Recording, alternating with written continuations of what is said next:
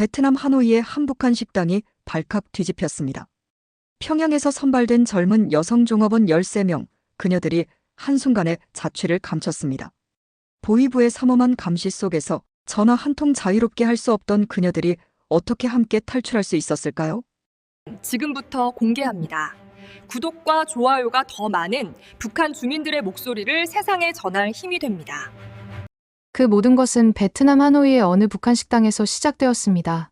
2024년 가을, 저는 평양에서 선발되어 이곳에 왔어요. 외화벌이 일꾼으로 뽑혔다는 건 영광이었죠. 가무단 출신 13명, 모두 20에서 28살 사이의 여자들이었습니다. 하지만 베트남에서의 삶은 제가 상상했던 것과 달랐어요. 식당 한쪽 구석에는 항상 보위부 사람들이 앉아 있었습니다. 그들은 우리가 누구와 이야기하는지, 어떤 표정을 짓는지, 화장실에 얼마나 오래 있는지까지 다 지켜봤어요. 숙소도 마찬가지였죠. 밤에도 누군가는 깨어 있었습니다. 전화는 한 달에 한 번, 보위부 사람이 옆에서 듣는 상태로만 할 수 있었어요. 평양 부모님께 전화할 때마다 잘 지내고 있습니다 하는 말밖에 할 수 없었죠. 진짜 하고 싶은 말은 입 밖으로 낼 수가 없었습니다. 아침엔 사상학습, 일과 후엔 생활총화, 오늘 누가 이상한 행동을 했는지 서로 보고하고 누군가를 지목해서 비판해야 했어요. 처음엔 견뎠습니다. 조국을 위한 일이라고 스스로를 다독였죠. 그런데 한국 손님들이 오기 시작하면서 뭔가 달라졌어요. 그들은 우리와 같은 말을 썼습니다. 억양만 조금 달랐죠. 하지만 무엇보다 자유로워 보였어요. 웃을 때도, 이야기할 때도 모든 게 자연스러웠습니다. 우리처럼 누군가의 눈치를 보지 않았어요. 어느 날, 한 한국 손님이 저에게 조용히 물었습니다. 여기서 일하는 거 힘들지 않아요? 저는 대답할 수 없었어요. 보위부 사람이 저를 쳐다보고 있었거든요. 괜찮습니다. 저는 이 일이 좋아요. 그냥 웃으며 그렇게 말했죠. 하지만 그날 밤, 그 질문이 계속 머릿속을 맴돌았어요. 힘들지 않냐고. 힘들지 않을 리가 없었죠.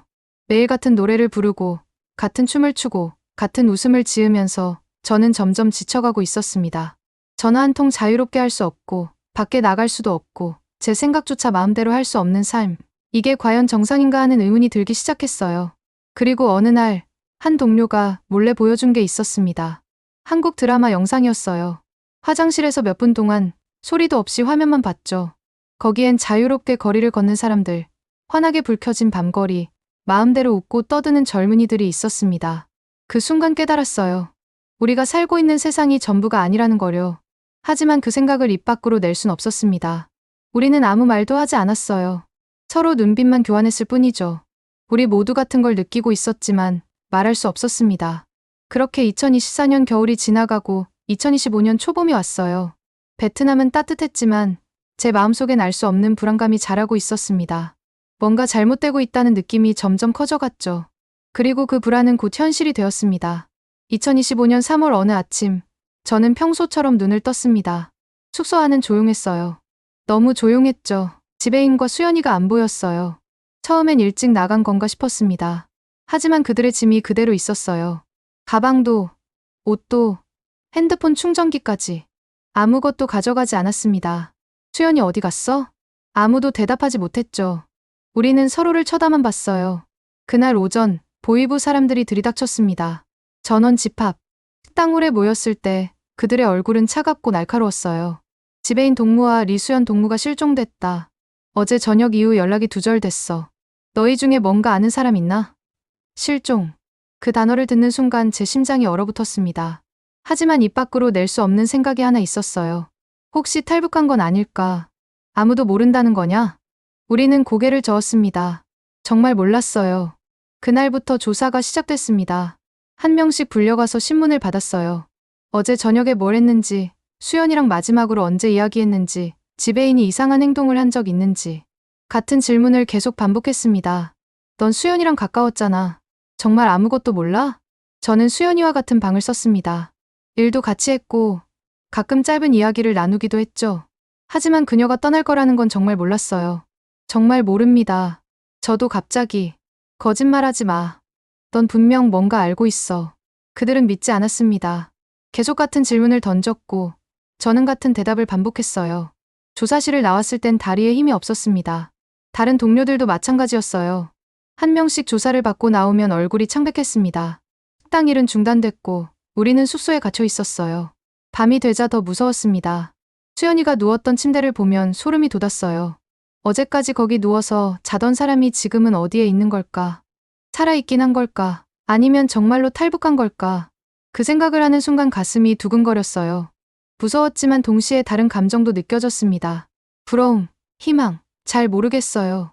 하지만 한 가지는 확실했습니다.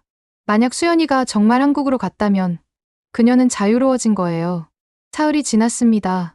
보위부는 여전히 답을 찾지 못했어요. 지배인과 수연이는 감쪽같이 사라졌고 그들은 점점 초조해졌습니다. 우리에 대한 감시는 더 심해졌죠. 그리고 나흘째 되는 날 아침 공식 통보가 내려왔습니다. 열흘 후 전원 중국으로 이동한다. 그 후 평양으로 돌아가서 조사를 받을 것이다. 그 말을 듣는 순간 숙소 안공기가 얼어붙었어요. 중국. 그 다음은 평양. 평양으로 돌아간다는 건 신문을 받는다는 뜻이었습니다. 정치범 수용소로 갈 수도 있다는 뜻이었죠. 아무도 말하지 않았지만 우리 모두 같은 생각을 하고 있었어요. 이대로 돌아가면 끝이다. 그날 밤 저는 잠을 이룰 수 없었습니다. 천장을 바라보며 계속 생각했어요. 수연이는 지금 어디에 있을까? 정말 한국으로 간 걸까? 그렇다면 나는 어떻게 해야 하지? 옆 침대에서 누군가 작게 흐느끼는 소리가 들렸습니다. 저만 두려운 게 아니었어요. 우리 모두 무서웠습니다. 하지만 동시에 한 가지 생각이 머릿속을 떠나지 않았어요. 한국으로 가면 살 수 있다. 조사는 계속됐습니다. 하지만 저에게 쏟아지는 질문은 다른 동료들과 달랐어요. 더 길었고 더 날카로웠습니다. 보위부는 저를 집중적으로 조사했어요. 이유는 간단했습니다. 저는 수연이와 가장 가까운 사이였어요. 같은 방을 쓰고 같이 일하고 무대에서도 늘 옆에 섰죠. 화장실에서 몰래 나누던 짧은 대화들, 밤에 침대에 누워 속삭이던 이야기들. 그 모든 게 이제는 증거가 됐습니다. 내가 제일 친했으니까 너는 뭔가 알고 있을 거야. 매일 같은 말을 들었어요. 아침에 눈을 뜨면 불려가고 점심 먹고 나서도 불려갔습니다. 같은 질문, 같은 추궁, 같은 협박. 제가 아무리 모른다고 해도 그들은 믿지 않았어요. 조사실 책상 위엔 수연이 사진이 놓여 있었습니다. 웃고 있는 사진이었어요. 그 사진을 볼 때마다 가슴이 아팠습니다. 저는 정말 몰랐어요. 수연이가 떠날 거라는 걸, 저를 두고 갈 거라는 걸. 일주일이 지났습니다. 전화는 완전히 끊겼어요. 평양에 계신 부모님께 한 달에 한 번 하던 전화조차 할 수 없었습니다. 연락이 두절된 지 벌써 2달째였어요. 부모님은 제가 어떻게 지내는지 아실까요? 걱정하고 계실까요? 외출도 금지됐습니다. 식당과 숙소, 이 두 곳만 오갈 수 있었어요. 식당 일도 제대로 할 수 없었죠. 손님도 받지 않았고 그냥 안에 갇혀 있었습니다. 감옥이나 다름없었어요. 보위부 사람들은 우리를 지켜보며 메모를 했습니다. 누가 누구랑 이야기하는지, 누가 어떤 표정을 짓는지. 화장실 가는 시간까지 체크했어요. 밤에도 2명씩 교대로 깨어 있었습니다. 그러던 어느 날 조사실에서 새로운 질문을 받았어요. 너도 한국 가고 싶었던 거 아니냐? 그 순간 등골이 서늘해졌습니다. 이건 단순한 질문이 아니었어요.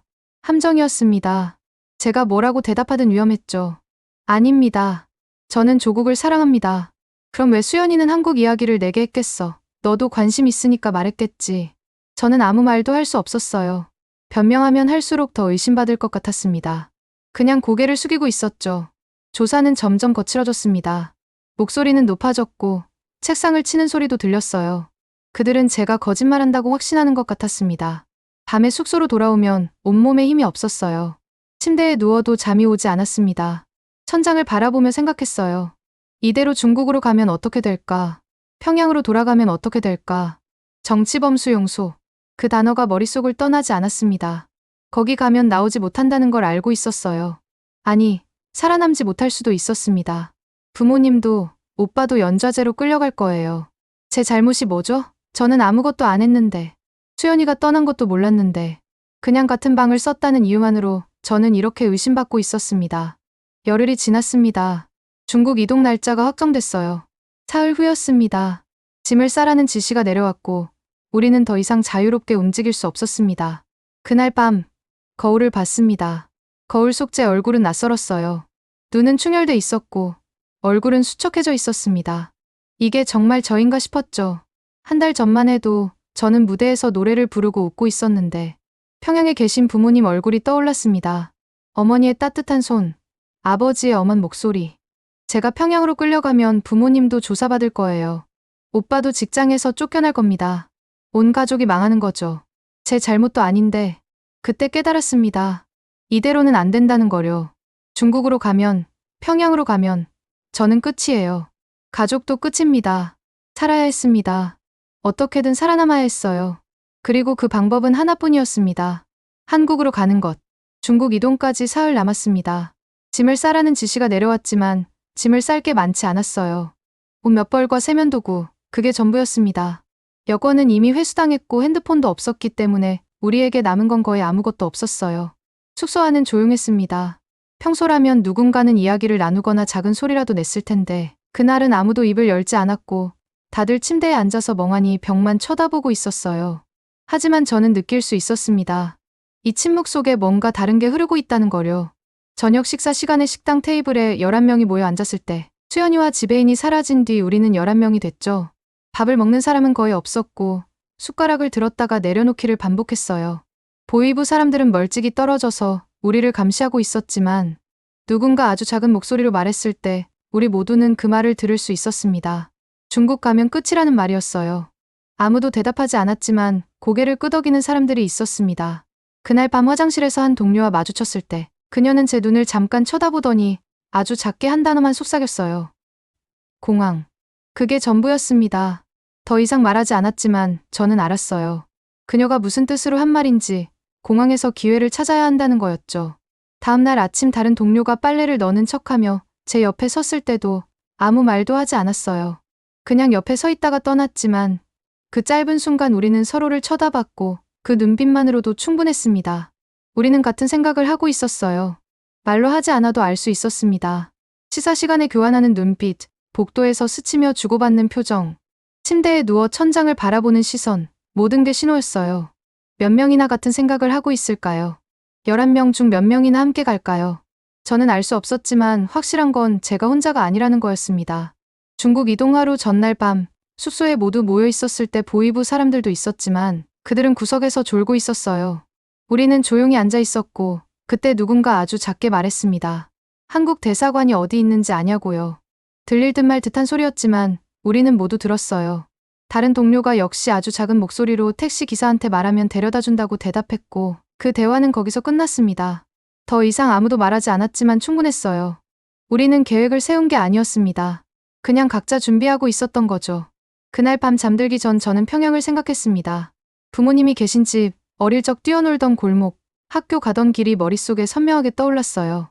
모든 게 너무나 생생했는데 다시는 못 볼 수도 있었습니다. 아니, 아마 평생 못 볼 거예요. 가슴이 아팠지만 돌아갈 수는 없었어요.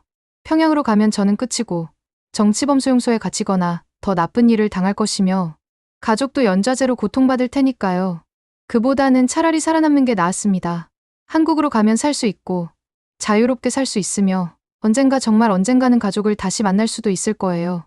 통일이 되거나 아니면 다른 방법으로든요. 희망은 희미했지만 없는 것보다는 나았습니다. 다음 날 아침 중국으로 출발하는 날이 왔습니다. 우리는 짐을 들고 버스에 올랐고 보위부 사람들이 앞뒤에 앉았으며 공항까지 가는 내내 아무도 말하지 않았어요. 하지만 저는 알고 있었습니다. 오늘 뭔가 일어날 거라는 거요. 공항에서, 사람들 사이에서 우리는 기회를 찾을 거예요. 죽을 각오로. 베트남 공항을 떠나는 비행기 안에서 저는 창밖만 바라봤습니다. 보위부 사람들이 앞뒤 좌석에 앉아서 우리를 감시하고 있었고 도망칠 수 없도록 11명을 따로따로 떨어뜨려 앉았어요. 제 옆자리에도 보위부 사람이 앉아 있었죠. 비행기가 이륙하면서 베트남이 점점 멀어졌고 몇 시간 후 중국 땅이 창밖으로 보이기 시작했을 때 제 심장은 빠르게 뛰기 시작했습니다. 비행기가 착륙했어요. 중국 공항이었습니다. 보위부 사람들의 지시에 따라 우리는 줄을 서서 비행기에서 내렸고 공항 안으로 들어섰을 때 저는 그 광경에 압도됐어요. 사람들로 가득한 공항, 중국 사람들과 관광객들이 자유롭게 걸어다니고 있었습니다. 저 사람들은 가고 싶은 곳에 갈 수 있고 하고 싶은 말을 할 수 있고 누군가의 감시를 받지 않아도 되는 거죠. 보위부가 앞장서서 환승구역으로 향했고 우리는 그 뒤를 따랐습니다. 다음 비행기를 타고 평양으로 가는 길이었어요. 걸으면서 주변을 둘러봤을 때 공항은 복잡했고 사람들이 너무 많았습니다. 보위부 사람들도 이 많은 인파를 전부 통제할 순 없을 거라는 생각이 들었어요. 지금이 아니면 기회가 없다는 걸 알았습니다. 누군가 화장실에 가겠다고 말했고 보위부는 망설이다가 2명을 함께 보냈어요. 한 명이 따라갔죠. 우리는 계속 걸었습니다. 환승구역까지 얼마 남지 않았고 제 손에는 땀이 나기 시작했어요. 또 다른 동료가 화장실에 가겠다고 했고 보이부 사람들은 짜증을 냈지만 어쩔 수 없이 3명을 더 보냈습니다. 이제 남은 건 6명이었어요. 보이부 사람들이 우리를 둘러싸고 있었지만 공항은 점점 더 복잡해졌고 사람들이 우리 사이를 계속 지나다녔습니다. 저는 옆을 봤어요. 한 동료와 눈이 마주쳤고 그녀가 아주 작게 고개를 끄덕였습니다. 지금이었어요. 저는 잠깐 멈춰서며 가방끈을 만졌습니다. 가방이 풀린 척하며 몸을 숙였고 보이부 사람이 뒤돌아봤지만 그 순간 옆에서 관광객 무리가 지나가면서 시야가 가려졌어요. 저는 일어서서 반대 방향으로 걸었습니다. 천천히, 자연스럽게요. 뛰면 들킬 거라는 걸 알았기 때문에 그냥 사람들 사이로 걸어 들어갔어요. 뒤에서 소리가 들렸지만 돌아보지 않았습니다. 계속 걸었어요. 더 빨리. 하지만 뛰지는 않았습니다. 중국 사람들과 여행객들 사이로 파고들었고 제 뒤에서 누군가 따라오는 소리가 들렸지만 멈추지 않았어요. 멈추면 끝이라는 걸 알았으니까요. 출구 표지판이 보였습니다. 그쪽으로 향했고 다리가 떨렸지만 계속 걸었어요. 공항 밖으로 나왔을 때 택시들이 줄지어 서 있었고 저는 가장 가까운 택시로 뛰어갔습니다. 한국 대사관. 택시 기사가 저를 쳐다보며 잠깐 망설이는 것 같았지만 곧 고개를 끄덕이고 출발했어요. 차가 움직이기 시작했습니다. 저는 뒤를 돌아봤어요. 공항 입구에서 누군가 밖을 둘러보고 있었는데 보이부 사람인 것 같았습니다. 하지만 이미 늦었어요. 택시는 공항을 벗어나고 있었고 그제야 저는 숨을 쉴 수 있었습니다. 손이 떨렸어요. 온몸이 떨렸습니다. 방금 무슨 일을 한 건지 실감이 나지 않았어요. 저는 도망친 거였습니다. 정말로 도망쳤어요. 택시 창밖으로 중국 거리가 지나갔습니다. 평양은 점점 멀어지고 있었어요. 부모님도, 고향도, 제가 알던 모든 것들이 멀어지고 있었습니다. 하지만 동시에 한국은 가까워지고 있었어요. 자유가 가까워지고 있었습니다. 살아남았어요. 아직은요. 택시는 중국 거리를 달렸습니다. 창밖으로 낯선 풍경이 지나갔어요. 한자로 쓰인 간판들, 복잡한 도로, 자전거를 탄 사람들. 모든 게 낯설었지만 동시에 자유로워 보였습니다. 저는 뒷좌석에 앉아서 계속 뒤를 돌아봤어요. 누가 따라오는 건 아닌지, 보이부가 택시를 쫓아오는 건 아닌지 확인하려고요. 하지만 아무도 없었습니다. 그냥 평범한 중국 거리였어요. 택시 기사는 아무 말도 하지 않았습니다. 가끔 백미러로 저를 쳐다봤지만 질문하지 않았어요. 아마 알았을 거예요. 제가 어디서 온 사람인지, 왜 한국 대사관에 가려는지요. 30분쯤 달렸을 때 택시가 한 건물 앞에 멈춰섰습니다. 여기. 기사가 짧게 말했어요. 저는 창밖을 봤습니다. 높은 담장과 철문이 있는 건물이었고 입구에 경비원들이 서 있었어요. 한국 대사관이었습니다. 돈을 지불할 수 없었지만 기사는 그냥 가라고 손짓했습니다. 고마웠어요. 정말 고마웠습니다. 차에서 내려 대사관 문 앞으로 걸어갔을 때 다리가 후들거렸습니다. 경비원들이 저를 쳐다봤고 저는 떨리는 목소리로 말했어요. 저 북한에서 왔습니다. 도와주세요. 경비원들이 서로를 쳐다보더니 빠르게 움직였어요. 한 명이 무전기로 뭔가 말했고 곧 안에서 사람이 나왔습니다. 한국 사람이었어요. 그분이 저를 안으로 안내했고 철문이 닫히는 소리가 들렸을 때 저는 그제야 안전하다는 걸 느꼈습니다. 안으로 들어가니 작은 방이 있었어요. 의자와 책상이 있는 조사실 같은 곳이었습니다. 그곳에서 신원 확인을 받았어요. 이름, 나이, 출신, 어떻게 여기까지 왔는지 모든 걸 말했습니다. 직원분은 친절했어요. 물도 주고 걱정하지 말라고 했죠. 다른 분들도 오고 계십니다. 그 말을 들었을 때 가슴이 뛰었어요. 다른 분들이라니 저와 함께 있던 동료들 말인가요? 몇 시간 후 방문이 열렸습니다. 그리고 한 명씩 들어오기 시작했어요. 함께 일하던 동료들이었습니다. 우리는 서로를 보자마자 울음을 터뜨렸어요. 살아서 다시 만났다는 게 믿기지 않았습니다. 11명 전부가 무사히 도착했고 13명 중 우리만 남았지만 그래도 살아남았어요. 우리는 대사관 보호시설에서 며칠 보냈습니다. 북한으로 강제 송환될까봐 두려웠지만 직원들은 안전하다고 계속 말해줬어요. 한국 정부가 우리를 보호할 거라고 걱정하지 말라고요. 서로를 위로했습니다.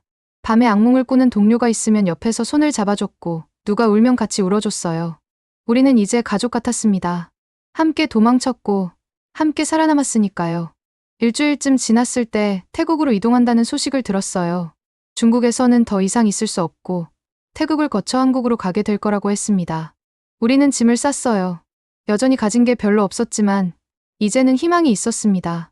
비행기에 올랐을 때 창밖으로 중국이 보였어요. 짧은 시간이었지만 이곳에서 우리는 살아남았습니다. 그리고 이제 한국으로 향하고 있었어요. 진짜 자유를 향해서요. 태국에 도착했을 때 저는 처음으로 따뜻한 공기를 느꼈습니다. 공항에서 나오자 열대의 습한 바람이 얼굴을 스쳤고 하늘은 맑고 푸르렀어요. 우리는 한국 영사관 사람들과 함께 임시 보호소로 이동했습니다. 작은 건물이었지만 안전했어요.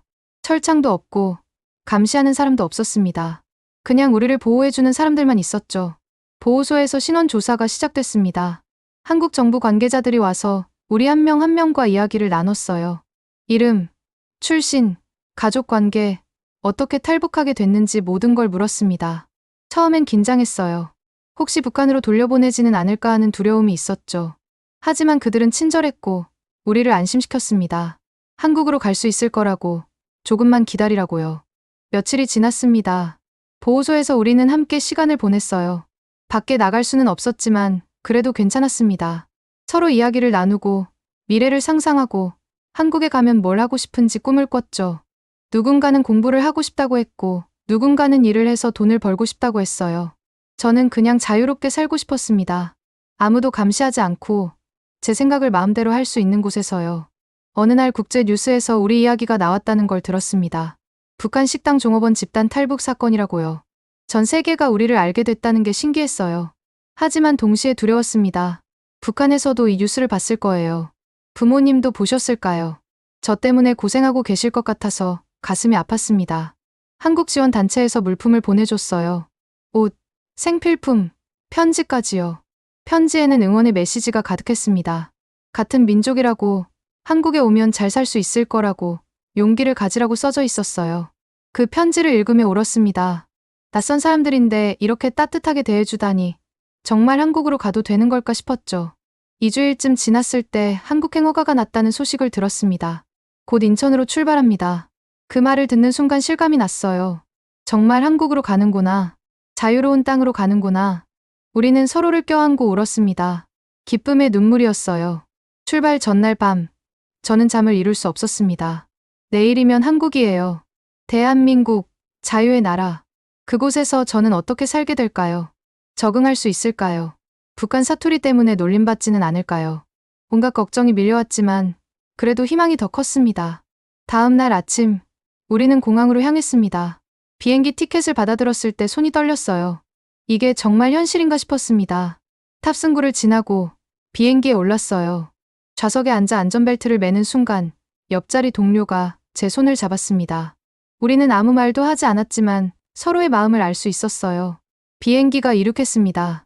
창밖으로 태국이 점점 작아졌어요. 베트남에서 시작된 이 여정이 이제 끝나가고 있었습니다. 한국으로 가고 있었어요. 집으로 가고 있었습니다. 비행기 기내 방송이 흘러나왔습니다. 곧 인천국제공항에 도착합니다. 그 말을 듣는 순간 눈물이 났어요. 정말로 한국에 온 거였습니다. 창밖을 보니 서울의 불빛들이 보였고 활주로가 가까워지고 있었어요. 비행기 바퀴가 땅에 닿는 순간 옆자리 동료와 손을 꼭 잡았습니다. 우리는 해냈어요. 인천공항 입국장으로 들어섰을 때 모든 게 낯설었습니다. 큰 공항, 환한 불빛, 자유롭게 걸어다니는 사람들. 면세점에는 물건들이 가득했고 편의점은 24시간 열려 있었어요. 북한에서는 상상도 못했던 풍경이었습니다. 한국 정부 관계자들이 우리를 맞이했어요. 따뜻하게 환영해 주셨고 걱정하지 말라고 했습니다. 우리는 차를 타고 하나원으로 향했어요. 탈북자들이 한국 생활에 적응하도록 돕는 곳이라고 했죠. 하나원에서 석 달을 보냈습니다. 한국어 억양을 배우고 한국 문화를 익히고 사회생활을 준비했어요. 처음엔 모든 게 어려웠습니다. 같은 한국어인데 억양이 달라서 사람들이 제 말을 알아듣지 못할 때도 있었고 은행, 병원, 관공서 같은 곳을 이용하는 방법도 몰랐어요. 하지만 선생님들이 친절하게 가르쳐 주셨고 같이 온 동료들과 서로 의지하며 하나씩 배워나갔습니다. 가장 힘들었던 건 북에 둔 가족 생각이었어요. 밤에 잠들기 전이면 항상 부모님이 떠올랐습니다. 저 때문에 고생하고 계실 거예요. 연좌제로 조사받고 감시당하고 힘든 시간을 보내고 계실 겁니다. 미안했어요. 정말 미안했지만 그래도 저는 살아야 했습니다. 살아서 언젠가 다시 만날 희망을 가져야 했어요. 하나원을 수료하고 사회로 나왔습니다. 처음 받은 월급으로 커피를 샀을 때 마트에서 원하는 물건을 골라 담을 때, 밤늦게까지 불 켜진 거리를 걸을 때마다 자유를 실감했어요. 이게 자유구나. 누가 감시하지 않고 제 생각을 마음대로 하고 싶은 일을 할 수 있는 이 느낌이 자유구나. 지금 저는 한국에서 살고 있습니다. 여전히 적응 중이고 여전히 배우는 중이에요. 북한 출신이라는 꼬리표가 따라다니고 가끔 차별을 받을 때도 있습니다. 하지만 괜찮아요. 여기는 자유로운 땅이고 제가 원하는 대로 살 수 있는 곳이니까요. 함께 탈북한 13명은 지금도 연락하며 지냅니다. 우리는 가족 같아요. 생사를 함께 넘긴 사이니까요. 가끔 모여서 밥을 먹고 서로의 안부를 묻고 미래를 이야기합니다. 언젠가 통일이 되면 북에 있는 가족들을 만날 수 있을까요? 그날이 오기를 간절히 바랍니다. 이 이야기를 듣고 계신 여러분께 말씀드리고 싶어요. 자유는 공짜가 아닙니다. 누군가는 목숨을 걸고 얻어야 했던 것이에요. 여러분이 지금 누리는 자유, 당연하게 생각하지 마세요. 그게 얼마나 소중한 건지 저는 너무나 잘 알고 있습니다. 이 영상이 도움이 되셨다면 구독과 좋아요 부탁드려요. 여러분의 관심이 저 같은 탈북자들에게 큰 힘이 됩니다. 시청해주셔서 감사합니다.